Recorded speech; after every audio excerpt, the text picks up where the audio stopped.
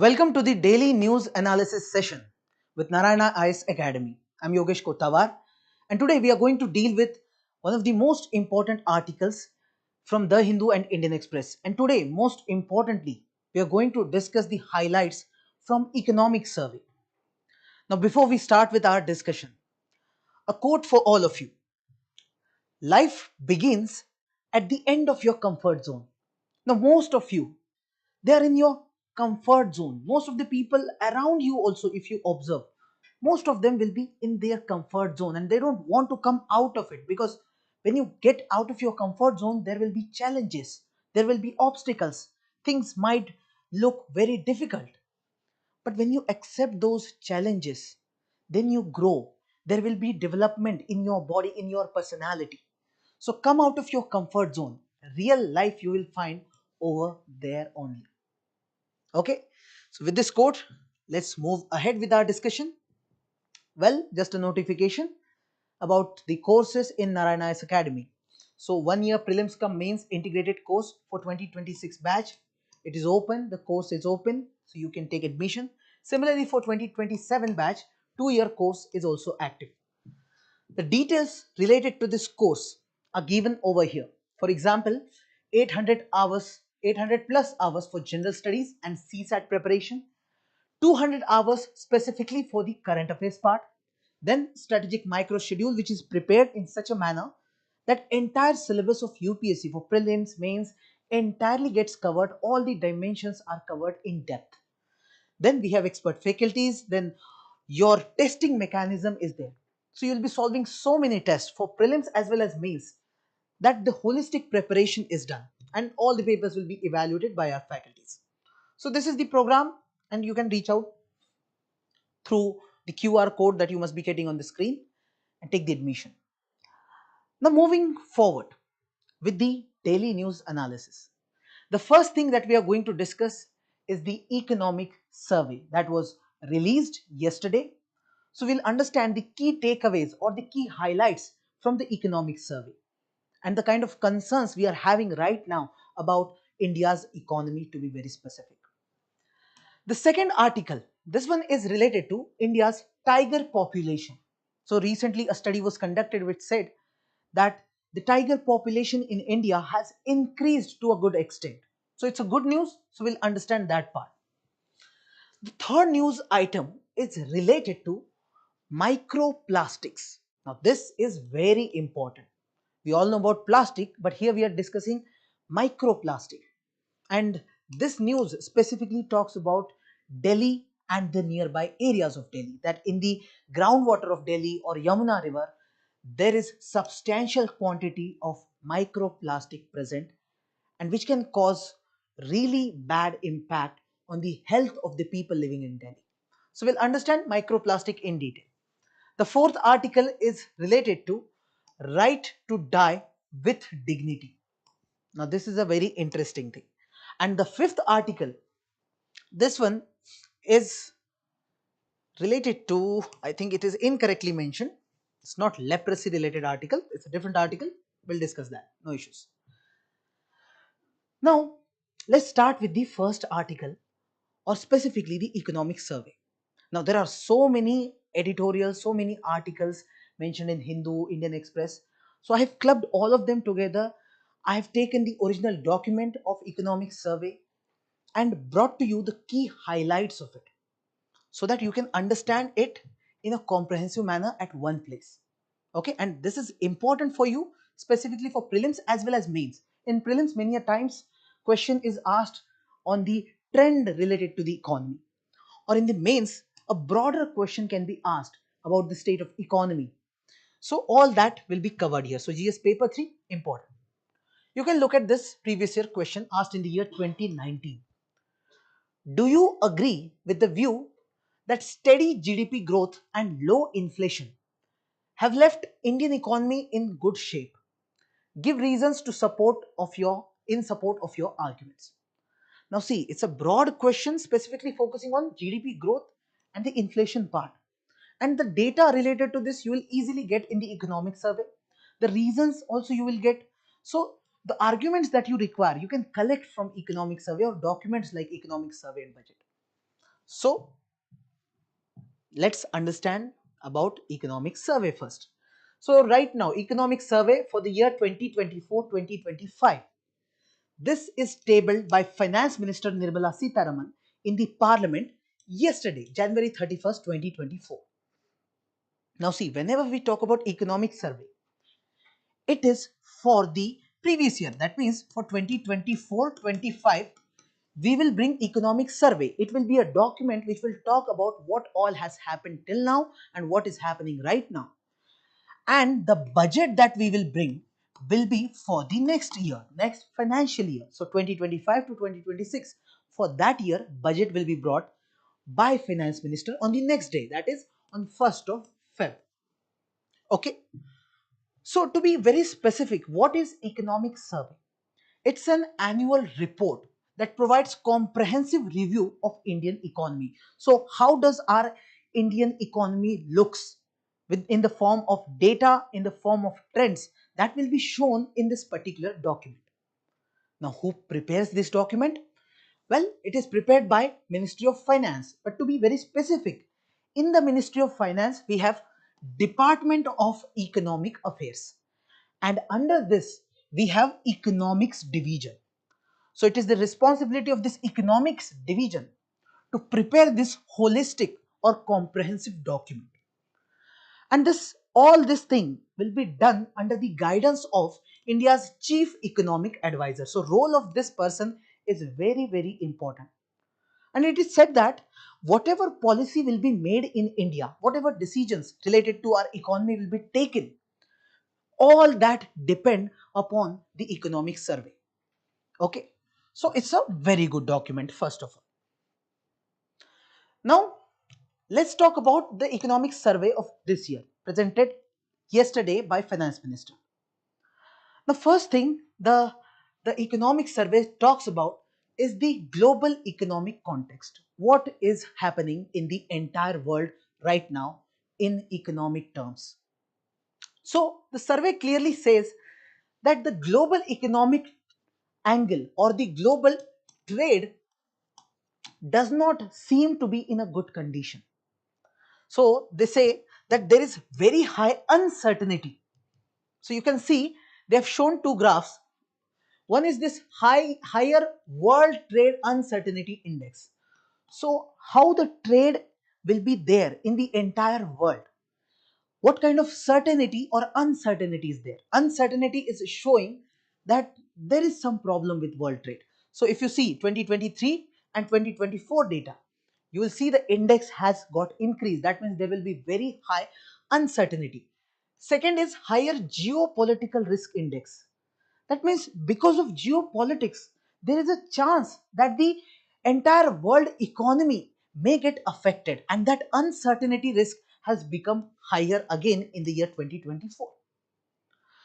So from all these data, what I want to conclude is that the global economy is already facing some challenges, and in this year also we may expect that the challenges will continue.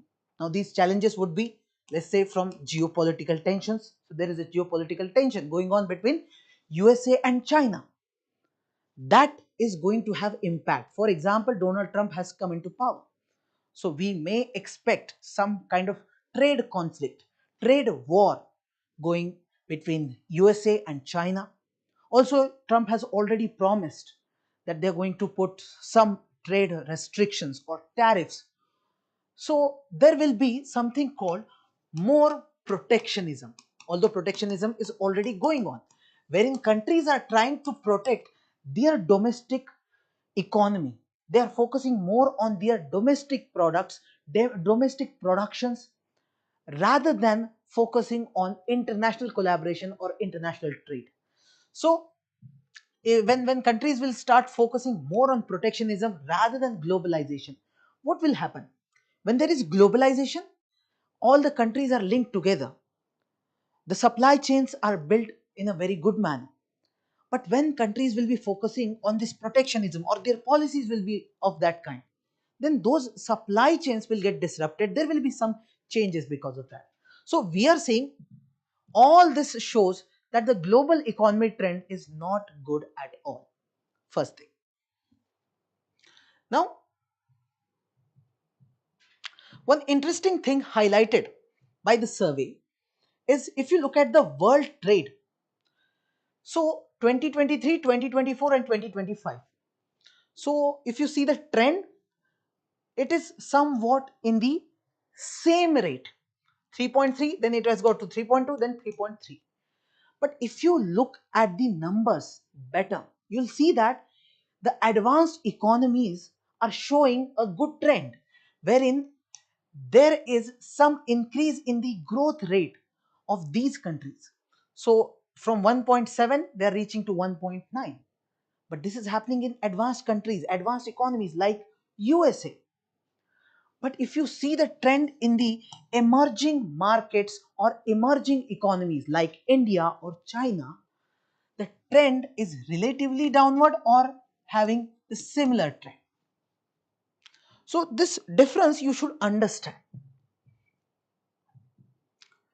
Now specifically if we talk about Indian economy, state of Indian economy, what's happening with India's economy.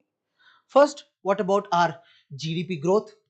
Well, the GDP growth is estimated to stay around 6.4% in the 2024-2025, and the next growth is expected in this range, 6.3 to 6.8 in the next financial year. Now you may say, sir, it's a good growth, but you see, Prime Minister of India many a times says that by the year 2047, India will become developed nation. But if you want to become developed nation, you can't be happy or complacent with this 6.3 or 6.8% of growth rate. You need growth rate of at least 8%, and this 8% should sustain continuously. Then only we will get developed nation status by 2047. Then second thing if we talk about, then it's about the inflation. Now is there inflation in India? Yes, certainly it is there. Now here inflation rate as far as the retail inflation is concerned shows that there is a downward trend. That means if you see 2023-24 data, it was 5.4, but 2024-25 it is 4.9. That means retail inflation is reduced. But one interesting thing that we observe is that in India food inflation has got increased. I'll show you the data or the figures over here. So you see the trend, overall trend. Here we have used headline inflation, and here we have also used headline inflation by excluding some food items such as this top tomato, onion, potato, and some vegetables and pulses, all this segment. If we remove this part, you will see that the inflation trend gets reduced. So what this graph overall shows us is that in India, this food inflation is very high, and whatever inflation you're observing, it's not inflation in all the aspects, it's the food inflation which is causing overall inflation. So this is somewhere around 8.4%, which is not good. Okay. Now third thing, current account deficit. Now what's the condition of current account deficit? Now usually we see that current account deficit, it's at the lower end only. Right now it is further not in a good condition, because right now we have a trade deficit of $75 billion. So we can say that current account deficit has also got worsened because of this trade deficit. And why there is trade deficit? Because if you see that the world economy or world trade that is taking place, we are observing some slowdown in the world trade, or the demand in the international market has got relatively low. So whatever we export, the demand for those products has got reduced to a good extent, and the reason is obviously all those things, the protectionism, the uncertainties that are going on. Because of that, we are facing this challenge. Okay.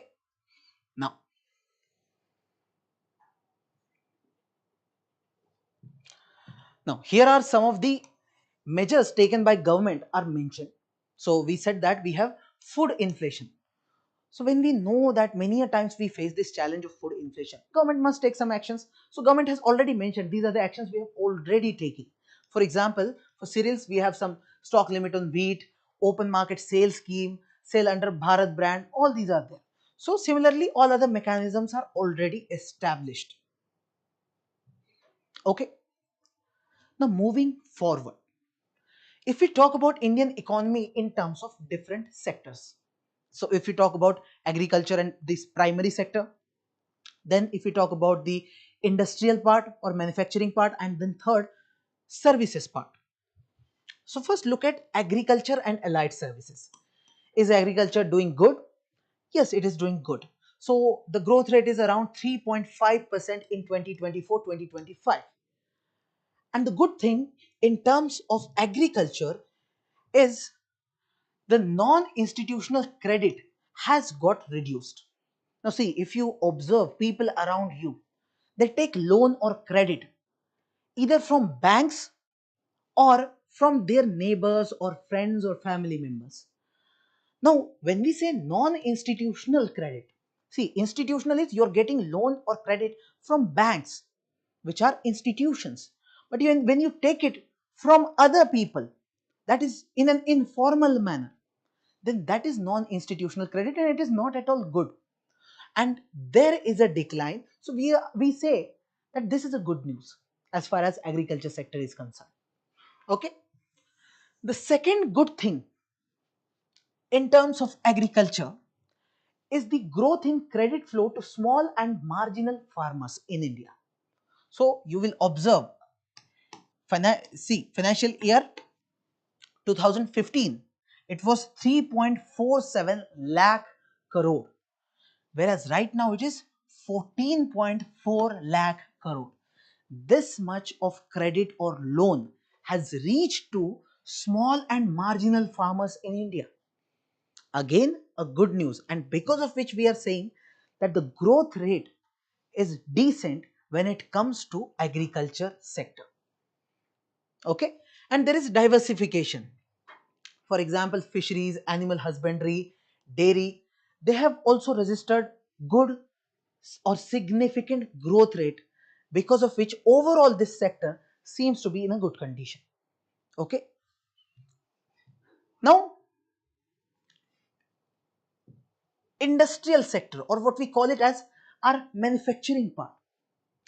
Unfortunately, India is not doing that good when it comes to the manufacturing part. Well, the growth rate stood somewhere around 6.2% in 2024-2025, but the manufacturing has got slowed in the quarter 2. And why it has got slowed down? Because there is global trade challenges or global trade uncertainties. And there is one more problem. As far as manufacturing is concerned, we have some states or some regions where manufacturing is taking place in a good manner. But there are other states who have very low contribution in the overall industrial output of India. For example, you see Gujarat, Maharashtra, Karnataka, Tamil Nadu, they contribute somewhere around 43% of industrial GVA. Only 4 states. And if you look at northeastern part of India, if you exclude this Assam and Sikkim, remaining northeast just contributes 0.7% to the entire industrial output or GV. So this shows kind of disparity we have in terms of manufacturing. So manufacturing not doing good. Third, services sector. Is services sector doing good? Well, the answer is yes. It is one of the fastest growing sector, and it contributes to 55% of the gross value added. If you look at the average growth rate of this service sector, it is somewhere around 8.3%. And when you look at service sector, we say that India is growing because of the service sector. The major players in this sector are IT, digital services, financial services, the retail, tourism, etc. So services doing good. Okay. Now, if you look at the infrastructure investment part, now here the data shows that government is spending substantial amount of money on the infrastructure development.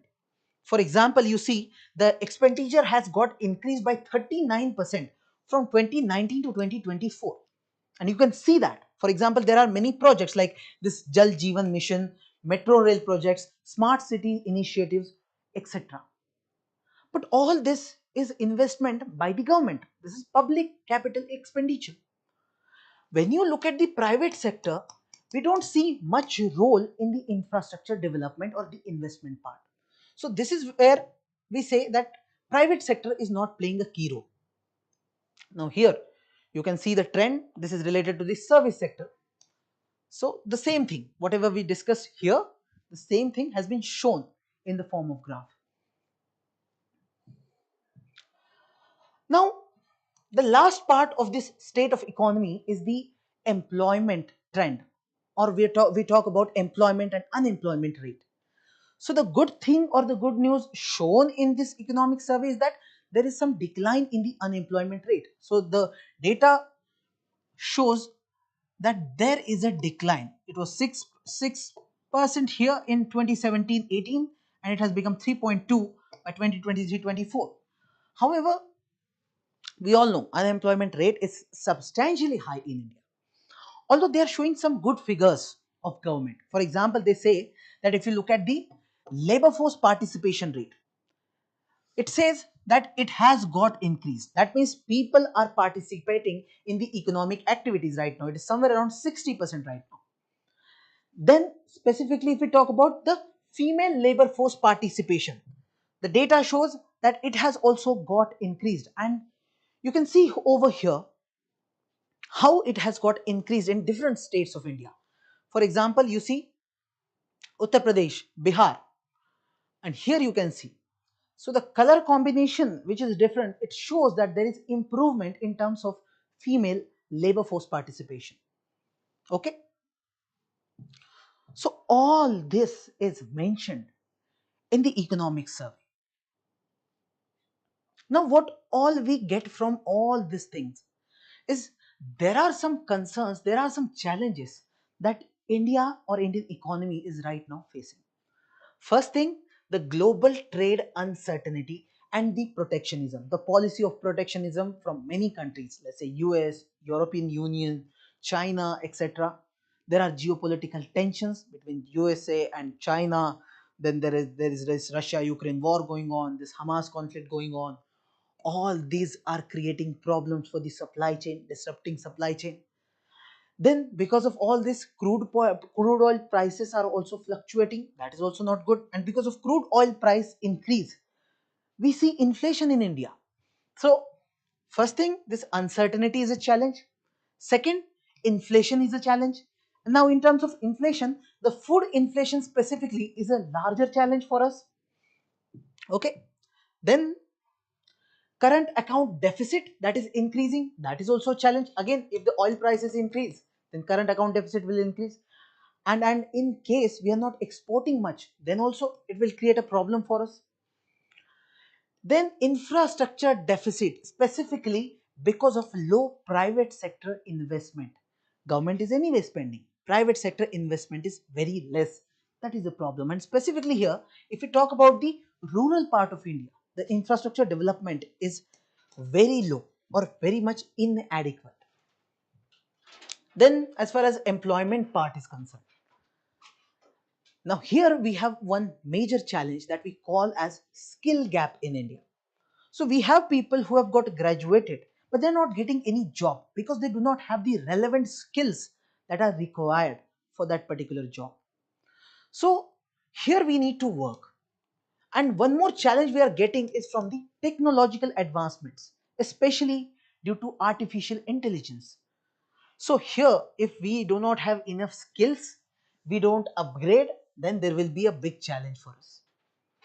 And then there is a challenge related to climate change. Already we know that many countries of the world are very much vulnerable because of climate change. And to be specific about India, India is the seventh globally most climate vulnerable country. So here you see, when it comes to climate change, countries have to come together. But what you are observing right now, if you look at the Trump policies, He's going away.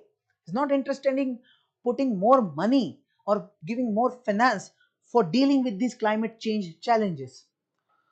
So instead of cooperation, we are observing fights, we are observing tussles in terms of climate change mitigating mechanisms. So all these are going to be big challenges for Indian economy. Whatever I said, these are the major challenges Indian economy is going to face or is facing right now. So if you all know about the challenges, you should know what kind of solutions we all can give. So the solutions would be simply, first of all, we need to boost our economic growth and competitiveness. We said that our manufacturing part is going down. We need to bring it up. So one thing that government is planning to do or what government should do is to simplify the business regulation. So as soon as you stop interfering more in the business activities, there will be more growth or there will be better condition for business growth. So there is a plan to simplify this business regulation part and to bring in more ease of doing business in India. Second, you can focus more on the research and development part, and for that investment is required in this research and development. So this can be done so that we can bring in economic growth, we can sustain economic growth and our products remain competitive in the world market. Second, as far as inflation is concerned or the price stability angle is concerned, we want to control inflation and the prices should be stable. What all you need to do? We observe that the inflation is there in the food parts, specifically some vegetables to be very specific.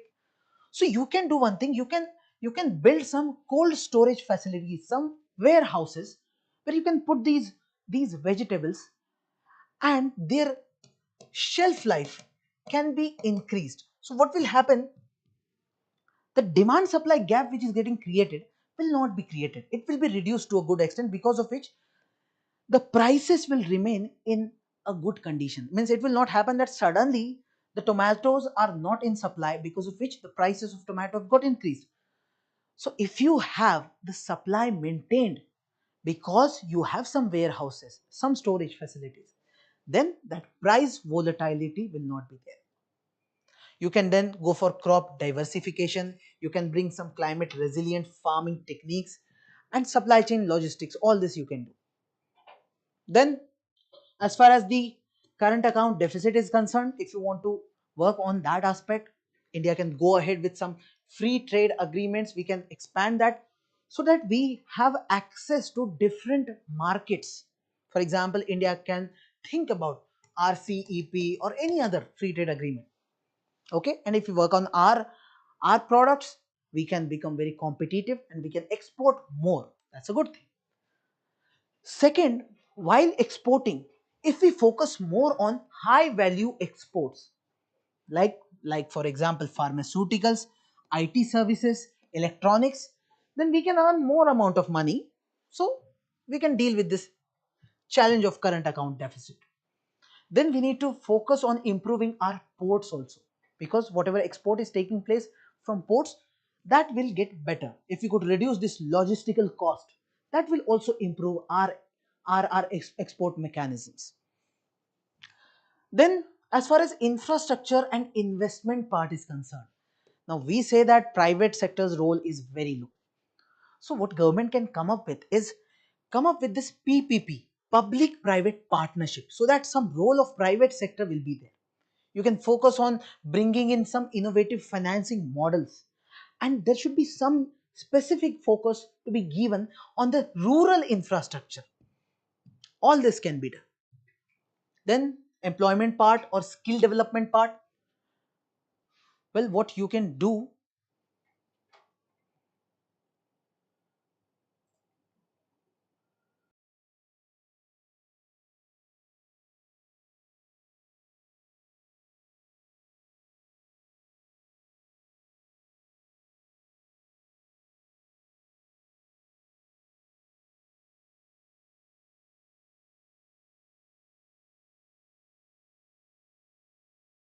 Indian government can specifically focus on some training programs, some vocational training programs, so that already those who are educated, they get their skills developed or they get upgraded. For example, in AI, automation, digital finance, then we can focus on bringing more women labor force participation. So we can support women entrepreneurs, we can give more loans or credit access to women. All this is possible. Also, there is this gig economy which is in news nowadays. So this gig economy has a good potential to grow, and we need to focus on that because it can absorb many people having very low skill set. So that's a good thing. Then climate adaptation and green growth. Now here what we can do is focus more on the renewable energy. We need to put our money or finance on this renewable energy part, and we can come up with the strategies wherein we can become disaster resilient. Even if you look at the agriculture, although it is doing good, but climate change can lead to some disasters in the agriculture part too. So we need to have some strategies to deal with that. Okay.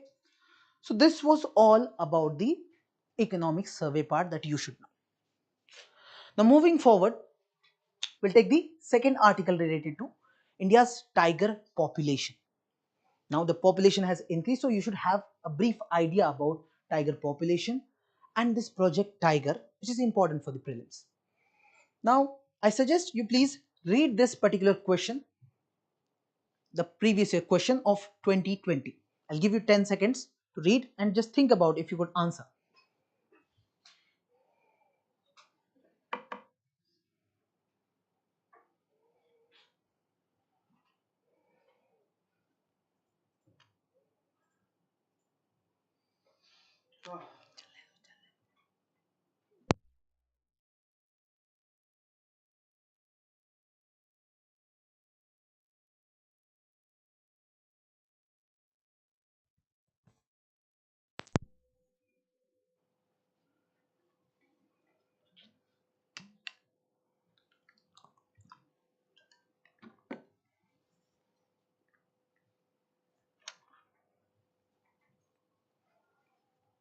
Okay, so if you have read this question, you can understand it's a very easy question to answer if you have a brief idea about these tiger reserves, right? So it's a factual question. But when it comes to tiger reserves, there are some areas which is related to this project tiger. You should have a brief understanding of that. Now, first of all, there is a study conducted which says that tiger population in India has got increased by 30%. It's a good news, very good news.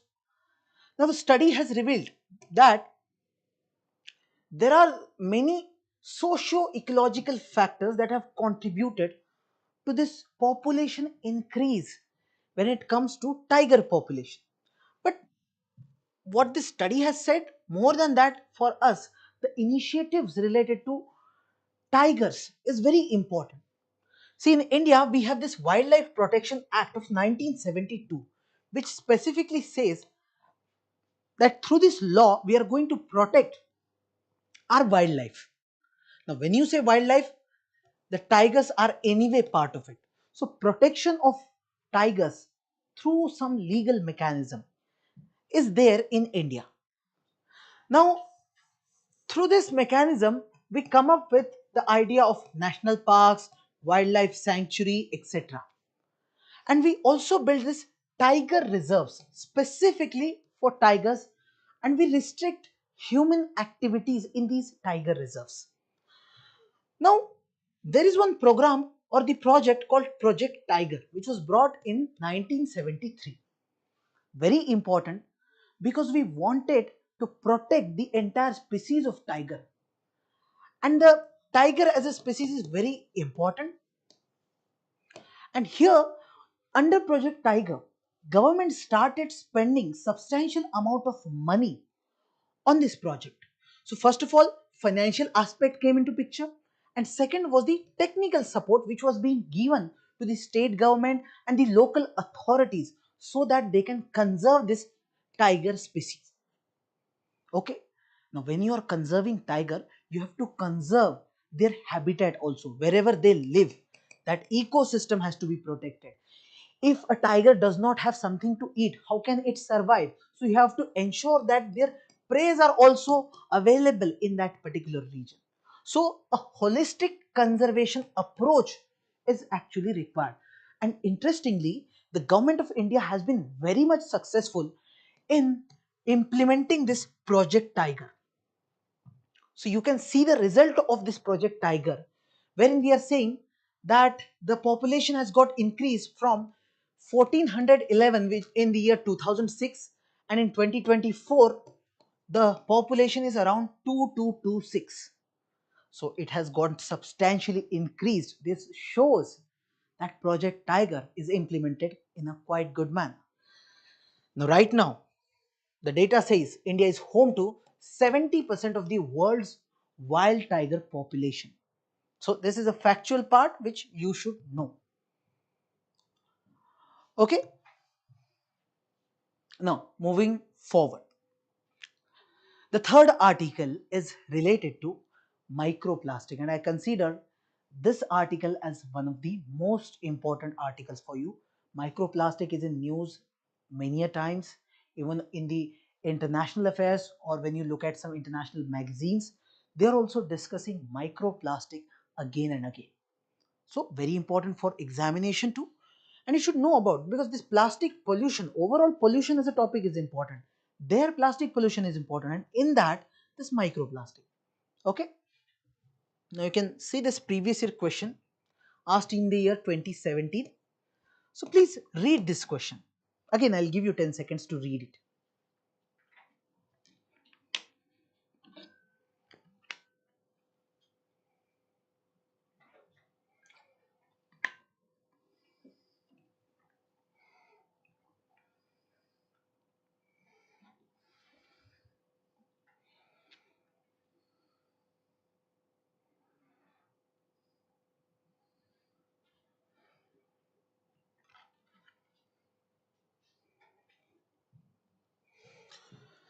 So the question specifically talks about extended producer responsibility.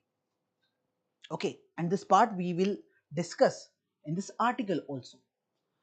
So you should have an idea about what kind of mechanisms are brought by government related to any kind of pollution. Now this could be biomedical waste, recycled plastic, e-waste, anything. But you should know about those mechanisms. Now first of all, what's the news?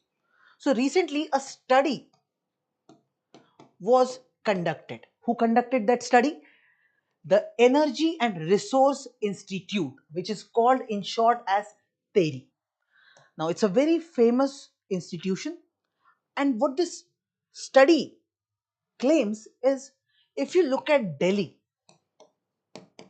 the groundwater in Delhi is very much polluted with microplastics. And it's not just about groundwater.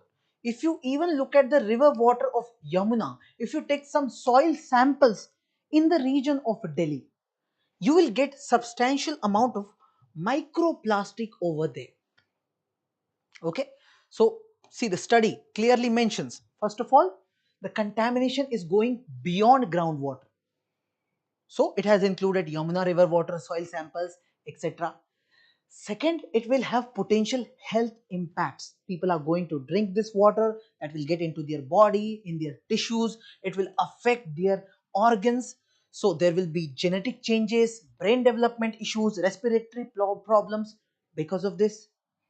Then this water treatment, which was expected by people of Delhi, that the political parties who will come in power, or the government or bureaucratic mechanism, will somehow treat this water, make it better. But somewhere Delhi has failed to address this issue. Then there is absence of safety standard, and there is persistence of all this thing in the environment, which is a very dangerous stuff. Now, more than these observations, we should know what do we mean by this microplastic, why this is happening, how it impacts us. The term microplastic, the term micro is here. That means it's a plastic but of micro size. And when we say micro, It means 5 millimeter in diameter. So normally even this pen is made up of plastic, but it is a normal plastic. It's not microplastic. The microplastic will be having this much diameter only. Now, this plastic is most commonly existing through these two things, polyvinyl chloride and polypropylene. Okay, so whenever you hear these particular terms, then they are representing microplastics. And here are some data given related to how much microplastic is present in the entire world. For example, in the world ocean, there is somewhere around 75 to 199 million ton of microplastic present. So when we say microplastic, first of all, you might think, who is making this microplastic? Well, many companies, they are making microplastic, but they have some intention which is for their product, which is to make their product good. For example, if you are using it for commercial purpose, let's say you're making a cosmetic product which requires some plastic to be there, but in the micro form. You're making microfibers, you're making fishing nets, you're making cloths. So there you might be using microplastic, and such microplastic is called primary microplastic. Okay, but there is a second one, or what we call secondary microplastic, and this is not something made by any company, and it is not being intentionally made. Rather, whatever plastic we have, when that plastic breaks down, then automatically some microplastic is formed. Let's say a bottle I have, let's say I have this pen, and when this is going into the waste, or this is getting broken down, because of which some microplastic will also get accumulated in this area. That is called secondary microplastic. Now when this microplastic gets accumulated, that will have some impact on our body, on our health. Specifically, there is a mechanism called bioaccumulation. So when something gets accumulated in your body, because you are taking it again and again, let's say you're drinking the water having microplastic, every day you are drinking water, so some amount of microplastic is going in your body again and again, and it is getting accumulated in your tissues. So this is bioaccumulation. Then there is trophic transfer. Trophic transfer means, when you look at food chains,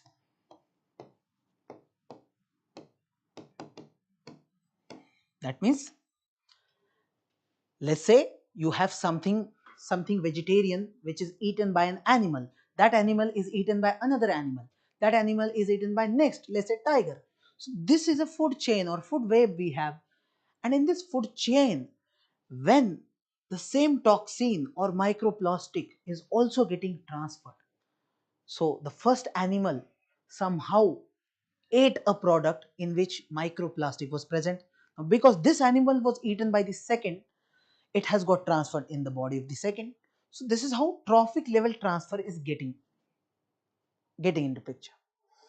Then there is third problem of habitat disruption. Let's say if you look at oceans, I've given you the data related to world oceans, that there is a lot of microplastic. Now when the microplastic is there in the oceans, how can you expect that the ecosystem or the biodiversity that is there within oceans will remain the same? It will not. It will affect the floras and faunas that are present in the ocean. So the habitat will be disrupted. Now all this will have impact on human body also, because we are also taking our food or all these things from our environment. So there will be ingestive toxicity, there will be toxic elements going into our body, there will be bioaccumulation in our body too. This will cause respiratory issues, endocrine disruption. So overall we are saying not good for health. Okay. Now what kind of measures we can take to deal with microplastics? One of the way is to make use of hydrogel. Now this is a very interesting thing. Hydrogel is something you can use to remove microplastic in a very good manner. So this researchers at Indian Institute of Science, they have developed hydrogel which can remove it, and it consists of total three different polymer layers, and you should remember this: chitosan, polyvinyl alcohol, and polyaniline. So these are important, you should remember. All these combine form this interpenetrating polymer network architecture. And you can say that if you use this particular hydrogel, you can remove somewhat 90 to 95% of the microplastic that is here. Then what else government can do or government is doing? So we have already banned single use plastic in the year 2022. We also have this India Plastic Pact, a collaborative initiative between government, businesses, NGOs, etc., so that they can promote circular economy. Circular means you will promote reuse of the same product. So let's say this is plastic, now I'm throwing it. Now this will be utilized by the producer. They will make use of the same plastic to make a different product or the same product. This is circular economy. Then we have plastic waste management rules brought in the year 2026. Then they were amended later on. And these rules specifically talk about extended producer responsibility that was mentioned in the previous year question. Extended producer responsibility. Now this responsibility is very important. It clearly says that let's say there is something made by a producer. Take the example of this pen which is made by a producer. Now the producer will sell it to a retail shop. That retail shop will sell it to the consumer. That is, I bought this pen.